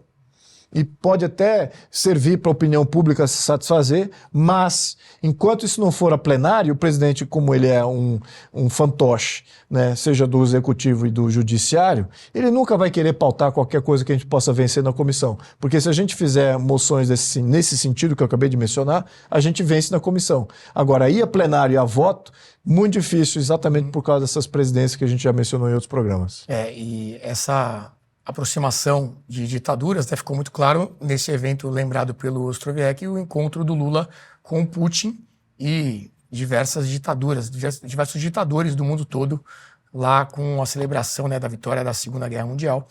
Ficou muito claro, né, onde é que o Brasil está se metendo e com quem está se aliando. E eu queria perguntar o seguinte, Alexandre, a gente sabe, né, tem uma frase famosa, na guerra a primeira vítima é a verdade, né? Muita gente falando que, olha, Israel está tendo muito sucesso nesse conflito de agora e que o Irã poderia até ser chamado de um tigre de papel, né? Como falam, olha, tinha muita expectativa, achavam que podia ter a bomba nuclear, na verdade não tem nada, estão aí tomando uma surra nesse conflito desses últimos dias. Eu vou ler aqui algumas informações, um relatório que foi divulgado por Israel, acho que pela Embaixada de Israel aqui no Brasil, atualizado de hoje às 10h15 da manhã. Então, o que eles trazem aqui seriam as baixas de Israel, tá? Houve 370 lançamentos de mísseis por conta do Irã, mais de 30 locais de impacto, centenas de veículos aéreos não tripulados também enviados pelo Irã. Em relação a mortos e feridos, 24 mortos até agora em Israel, 592 feridos, 10 em estado grave, 36 em estado moderado e 546 pessoas com ferimentos leves. Qual que é uma maneira da gente se informar bem em relação ao que está acontecendo? E a tua opinião, o que você acha que realmente é o poder de fogo atual do Irã nesse momento? O que a gente pode compreender que é o que está acontecendo mesmo? O que a imprensa está querendo aumentar nesse caso?